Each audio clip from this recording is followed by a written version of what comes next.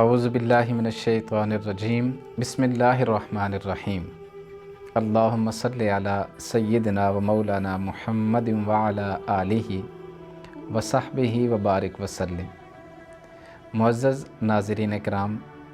جی T V کی رمضان transmission رمض رمضان میں میں ہوں محمد اظہر عباسی، اور آج ہم گفتگو کریں گے رمضان المبارک کے دوسرے عشرہ مغفرت کی اہمیت اور فضیلت کے بارے میں۔ جیسا کہ ہم جانتے ہیں کہ رمضان المبارک کا یہ پورا مہینہ اللہ تبارک و تعالیٰ کی بے پایاں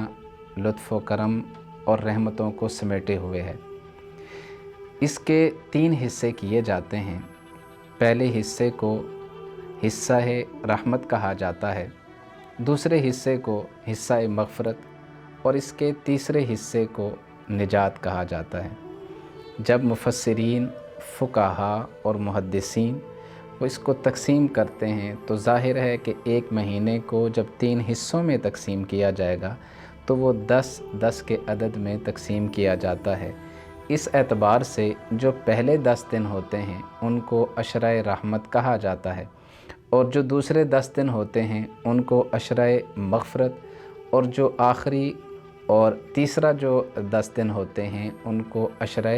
نجات کہا جاتا ہے۔ یہ جو دوسرا عشرہ ہے اس کو عشرہ مغفرت، توبہ اور استغفار کہا جاتا ہے۔ توبہ ایک ایسا عمل ہے کہ جو اللہ تبارک و تعالیٰ کو بہت زیادہ پسند ہے۔ بندے سے جب بھی گناہ ہو جائے، وہ اللہ کے سامنے اگر شرمندہ ہو، وہ نادم ہو اور وہ اللہ کے حضور ایک قطرہ آنسو بہا دے، تو اللہ تبارک و تعالیٰ بندے کے اس اخلاص کی وجہ سے اس کی بخشش اور مغفرت فرما دیتا ہے۔ جب ہم قوموں کے حالات دیکھتے ہیں تو زمانہ ماضی کی جتنی بھی اقوام ہمیں نظر آتی ہیں، قرآن کریم میں اللہ تبارک و تعالیٰ نے کم و بیش 25 سے لے کر 30 انبیاء علیہم السلام کا نام لے کر ان کی اقوام کے حالات کو بیان کیا ہے۔ ان اقوام نے جب بھی اللہ کے حکم کی نافرمانی کی، اللہ کی اطاعت میں کوئی کمی کی، اللہ کے نبی کی حکم عدولی کی، تو اللہ کا عذاب ان کا مقدر ٹھہر گیا، اور عذاب آنے کے بعد اللہ تبارک و تعالیٰ نے کئی ایسی اقوام گزری ہیں کہ ان کو دنیا سے مٹا دیا۔ لیکن ہمیں ایک قوم نظر آتی ہے حضرت یونس علیہ السلام کی، کہ جب حضرت یونس علیہ السلام نے اپنی قوم کو اللہ کی وحدانیت، اس کی توحید کی دعوت دی تو قوم نے انکار کیا۔ انکار کرنے کے بعد قوم نے کہا کہ اگر آپ اللہ کے سچے نبی ہیں تو اللہ سے ہمارے لیے عذاب مانگیں، ہم پر عذاب آئے تو پھر ہم آپ کو مانیں گے۔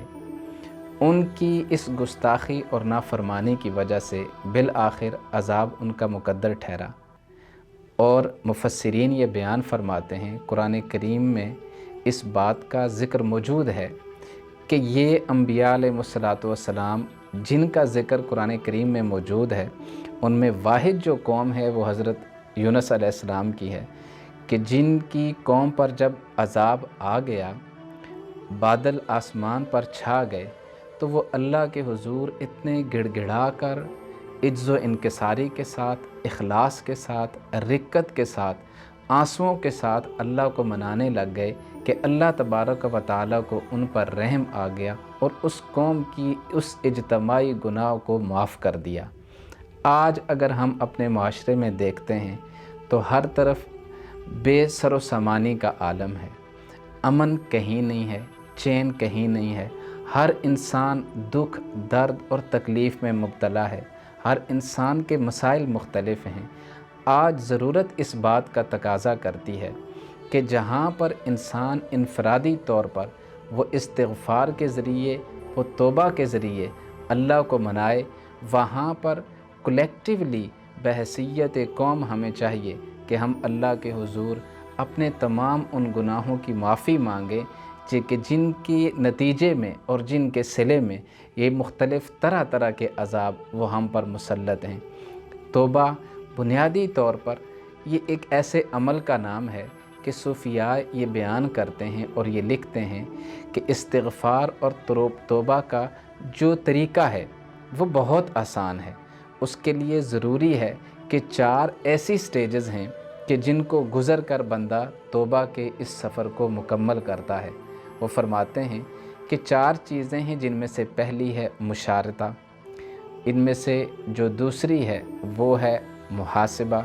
ان میں سے جو تیسری ہے وہ ہے مراقبہ، اور چوتھی ہے مواخذہ۔ ان کی ترتیب میں مشارطہ کے بعد جو آتا ہے وہ مراقبہ آتا ہے۔ مشارطہ کیا ہے کہ بندے سے اگر گناہ ہو جائے تو وہ اس کے بعد اپنے نفس پر یہ شرط لگائے، اللہ کے حضور جب وہ توبہ کرنے لگے، وہ رجوع کرنے لگے، تو وہ اس اخلاص اور صداقت اور امانت کے ساتھ کرے اور اس للہیت کے ساتھ کرے کہ وہ اپنے نفس پر یہ شرط لگائے کہ میں آج کے بعد یہ گناہ نہیں کروں گا۔ اس میں جو دوسرا سٹیپ ہے اسے کہا جاتا ہے مراقبہ، کہ بندہ وہ یہ غور کرے، وہ یہ فکر کرے، وہ اپنے تمام ڈے روٹین لائف کے جو میٹرز ہیں ان میں غور کرے کہ کہیں اس سے گناہ ہوا ہے یا نہیں ہوا۔ یہ جو دوسرا ہے اس کو مراقبہ کہا جاتا ہے۔ تیسرا ہے اس کو محاسبہ کہتے ہیں، کہ جہاں پر اس نے کمپیریزن کرنا ہے کہ میں نے جو دن گزارا ہے اس دن میں مجھ سے نیکیاں کتنی ہوئی ہیں اور اس دن میں مجھ سے گناہ کتنے ہوئے ہیں۔ اب اگر اسے یہ خبر ہوتی ہے کہ مجھ سے گناہ زیادہ ہوئے ہیں اور مجھ سے نیکی کوئی نہیں ہوئی، تو ایسی صورت میں وہ اپنی جان پر عبادت کا وہ بوجھ ڈالے، اس کو مواخذہ کہتے ہیں۔ جب بھی بندہ توبہ کے اس سلسلے کو اس طریق پر پورا کرنے کی کوشش کرتا ہے تو ظاہر ہے کہ وہ بندہ اللہ تبارک و تعالیٰ کی طرف رجوع بھی کرتا ہے۔ اللہ تبارک و تعالیٰ کی جو رحمت بے پایاں ہے وہ اس بندے کو ڈھانپ لیتی ہے، اور اللہ کی جو رحمت ہے جب وہ کسی پر سایہ فگن ہوتی ہے تو یقیناً وہ بہت خوش قسمت انسان ہوتا ہے۔ والسلام علیکم ورحمۃ اللہ وبرکاتہ۔